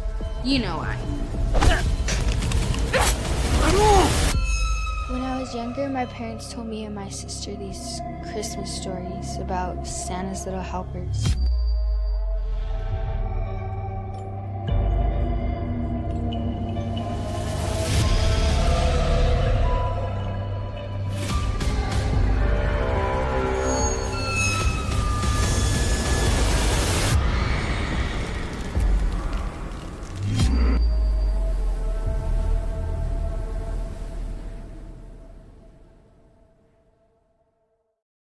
It looks fun. I like the Gingerbread Man. Have you ever? That is a terrible, terrible preview. It is so fucking dark. I couldn't see shit. Where were you? Yeah, it's pretty dark. Where were you? I couldn't see you in the dark. He was the Gingerbread Man. They gotta lighten up, you know. Ron hates it. We were watching. What were we watching? Oh, on Apple TV, we're watching the second season of that thing that takes place in Palm Beach or whatever. With And Carol Burnett. and it's so dark. Like all the scenes are so dark. He's just like, I can't even like watch this. Like that's like a new thing that Hollywood's doing where they make it's everything called low key shooting. I agree. It makes it really hard to see. In Yeah, my I- opinion, I feel the same way. Listen, you lose the value of the set. The set costs a lot of money. And if you don't use the set because it's dark, what was the point? So you have to lighten up. It doesn't work. Actors don't need lighting to make them better. A good actor doesn't need lighting. So let's just plug you as a paranormal investigator. Your company again, Gravehouse Productions. You guys can follow his company on Instagram. It's Gravehouse __ Productions _LV_2. And so you've been on different paranormal TV shows, Paranormal Crossroads Live, My Paranormal Nightmare, Ghost Detectives. And are you allowed to tell everybody that you're going to eventually be on that other show or not? Yeah. They said I could, just can't say the location, I guess. Okay, so he's also, you guys, he's also going to be on an episode of Ghost Adventures, which is the biggest paranormal show in the world. So that's a really big deal. That's fun. I've actually met all those guys at a convention. They were really nice. Many, like 20 years, like probably 20 years ago. That show's been on for a long time, right? Yeah, they're on like I think season 30 of the regular show. So Which means we could segue into our comic book is out for sale. That's right. It's on Amazon, you guys. Celebrity Ghost Hunters. Celebrity Ghost Hunters. It really happened. We all went to the crazy house on Long Island that was closed 40 years ago. And it was spooky as all hell, and things happened. And they thought it was so good, they made a comic book.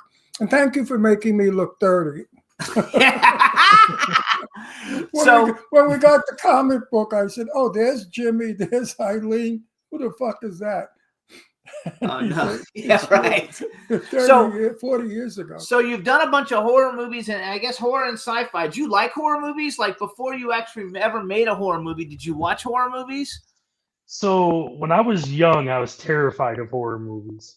But as I got older, it's weird. So when I was like around 9-10 years old, I lived in a really haunted house, and I was terrified. And that show, My Paranormal Nightmare, it's on Travel Channel, but it's a show that they actually filmed. They interviewed me and my brother, and had us talk about our experience as kids growing up in a haunted house, and then they did the reenactments of it. Oh, that's But cool. after going through that for a few years, it got me into horror movies and more into the paranormal because I wanted to know like what the hell was going on and causing it. So that's kind of like what started me. But when I was real little, I was terrified. I wanted no part of paranormal horror movies, none of that stuff at all. Ron lived in a haunted house when he was in Boca. His house was haunted. No. What are you talking about? No. It wasn't haunted. We had a ghost. That's haunted. No. It was a friendly ghost. He came, he had pajamas on, and he'd run from the bedroom to the living room and disappear. And a lot of people saw him. He was all grayish and whatever. Yeah, but didn't he knock over a dresser? We don't know. Oh, yeah. So like a 500-pound dresser just knocked over by No, itself. it wasn't a 500. Make up stories. It was a big-ass heavy First dresser. of all, I had a 300-pound dog who kicked furniture around, and Scooby kicked it over because he was barking at somebody outside the door. It was in a foyer, entry foyer. And he kicked it over. It was not. My kids like to make it a ghost, so I made it a ghost. Okay, but you really did see a ghost, right? I saw somebody in pajamas, an old man, a skinny little old hunched over man in pajamas, run from the bedroom to the living room. So what are some of your favorite horror movies? The one I started and grew up with was Halloween with Michael Myers. That was probably always my favorite growing up, just because I liked how it was until it got crazy where they started shooting him and he was alive and chopped his head off and he came back to life. Right. But in the original ones, it was always to me just very regular. He walked everywhere. He didn't run, but he always ended up where he had to be, and it was just very realistic to me. And I always thought that that's something that could happen. So that one always was my favorite and scared me the most. And then getting to meet and work with Tony Moran, who was one of the first Michael Myers he was the first on Michael Clown Myers. Motel. That was pretty cool, getting to meet him and hang out for a little bit. The one that got me growing up was When a Stranger Calls, because stuff like that could really happen, where somebody's hiding in your house and kills the kids and stuff. So my parents, though, wouldn't let me see any of those movies. My dad didn't like any movies that kids got hurt, so I didn't get to see any of them until I went off to college, and then I saw The Exorcist and When a So Stranger that's why you're Calls, such a pussy. and yeah, and stuff like When a Stranger Calls. Halloween was a good one. I'm a big Hellraiser fan because we've had all the people from Hellraiser on here, and Clive Barker. Would you believe out I've with. never seen one of them? I've never seen a Halloween or any of the movies speaking of. I find them stupid, a waste of time, and no talent. As far as the acting goes, or the script, or the writing, it's just, No, the first two were good. It's just bullshit. It's chop them, scare them, and hit them, and stab them in blood. That's not a movie to me. That satisfies the minds of demented people. Which is almost everybody, There because you I go. love them. I like the ones that are more psychological and go more like deep into things. It's kind of why I like a lot of the paranormal and I like a lot of the Conjuring ones. Even the though Conjurings are good. Now, the last Conjuring, they've gone so far off the walls. I didn't of see the it. actual story. Like with me, so I spoke with Lorraine Warren before she passed away, and Tony Sparrow, her son-in-law, has helped me with some of the cases and stuff I dealt with when I was a little younger. But if they stuck to the actual case and what happened, it's terrifying enough. But then Hollywood takes that and sensationalizes it so insane that the story's not believable anymore. And to me, There's I no mean, that's just, I story. hate No that they do story. that. Stick Yeah, I to don't the like that scary. either. You Yeah. know what? A good movie was Poltergeist. The first one. The first one. I loved Poltergeist because it was interesting. It had a good script, and the actors were fabulous. The photography was great for the time, and it was worthy. The remake was terrible.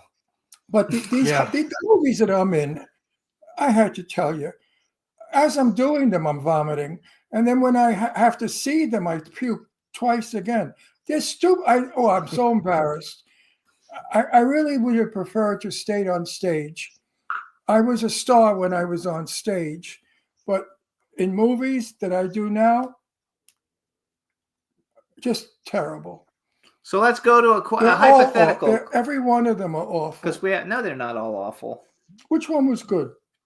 The Beast Inside is pretty good. No, it's not. And the one where you play the preacher Like, except No, for it's certain not. parts of it, it's not. No, they're all. Well, he's comparing things because he likes, old movies from the 50s and No, 60s I don't and like stuff. old movies from the 50s. I like the movies I did when I was young. I like the movies that people watch again today. The movies I'm in, I don't think they ever play, number one. And if they do play, I don't think people see them twice. So there's no classics. There's no, he knows what I'm talking about. Yeah, but Clown Motel has a I huge am an following. actor. I am a good actor. I am able to transcend from who I am to the character. I have that magic ability, okay? I'm theater trained. I've been on stage for years. And I just am not, I'm caught in a groove that I don't want to be in. With all amateurs, today they're garbage man, tomorrow they're making a movie, they're producers. That's true. They pay for it and they don't know how to do it. I actually reached out to someone to work on a film. I'm a professional. I could spot a phony a mile away. So when I go to a production, I know who's who and who can do what. Dawn in the chat room says she watched Clown Fear 3 times. She said she loved it. So there you go. You need a fix, honey. You need a fix. So anyway, I was surprised. Go ahead. I was surprised how far Clown Motel has came. Because like when I did the conventions, I was invited as a guest to Nightmare in Vegas convention, and then last year we did Days of the Dead, and like Clown Motel 2 was never seen by anybody, but so all these people that are coming to our table are just from Clown Motel 1, and it's years later, and I have them coming up, and they're wanting an autographed picture from me, they're wanting to take pictures with me in costume, and they're like, your scenes were iconic, the movie was great. And in my head, I'm just like, I thought it was semi-terrible. Since I changed gears and made the announcement I'm not doing those shitty ones, I've gotten scripts that are out of this world. My one script that I can't wait to shoot, and we're shooting soon, is Saving Paradise. It's a fabulous script, fabulous part. More like a Hallmark movie, but it's really good. It's going to show my ability as an actor. And the other one is O Negative. O Negative, I play a vampire, but not the traditional vampire, a very normal vampire who has a daughter, and he's teaching his daughter how to be a vampire. So he takes her to an enchanted land of enchanted people. It's very, very, very, very good script. Wait, I want to say something because, like, I was working. I have one more that I'm doing. Sorry, because we got 2 minutes. We don't have time for this. So I reached out to someone because somebody on my team wanted me to reach out to a person who had 167 producer credits to come on board to help us with the film because we wanted to use someone in his family. And so I got on the phone and I spoke to him. And talked to him about becoming a producer on the film. And he literally told me, I have no idea how to produce a film. I bought every one of those credits. I don't know how to do a single thing, so I really couldn't come on if you want me to actually produce it. He's like, I couldn't actually do it. That's why movies today stink. That's why movies today are not any good because these people don't really have any experience and they don't know how to do anything at all. Nope, they're ATM machines. Jennifer James, my bud, she wrote one of them. It's a great script. Why? Because Jennifer's from the olden days. Yeah, she's been making movies. She knows for how to make a 60 years. movie like we did in the 50s and 60s. I love it. So you guys, you can follow Johnny Perotti. He's at Gravehouse_Productions_LV_2. You can't really get him on Facebook because he's different. But I love watching everything that you post on Facebook, and I'm so happy to know you, and I'm so happy that the Clown Motel thing was going through. Let us know when you start doing some more ghost hunting stuff, and you can tag me on Instagram because you'll get a lot more views of things if you tag me. And okay. I definitely want to let you guys. I want you guys to join me somewhere out here too. Absolutely, and I want you to please give your fiance, right? Because you're not married, or you are married. It's been 18 years. We're basically married. Okay, so yeah. Joanne, right? Joanne or Joanna? Joanne, yeah. We wish you and Joanne and the dog a very, very happy Thanksgiving. Thanks so much for coming on, and enjoy yourselves. Please give her our best, and we'll see you soon. Happy Thanksgiving, Happy Johnny. Thanksgiving. And happy too. Thanksgiving to everybody else out there in like Yes, enjoy TV the land. bird. Enjoy. And if you don't like somebody, wish them this: their teeth falls out on Thanksgiving. We have a lot of those. All right, bye everybody. We'll see you soon. Thanks. Jimmy, See ya. This is MC Alfred and Ozzy. I'm just chilling, Jimmy Star, yo, sitting down and designing. Where every man them are thinking, what are we gonna be wearing?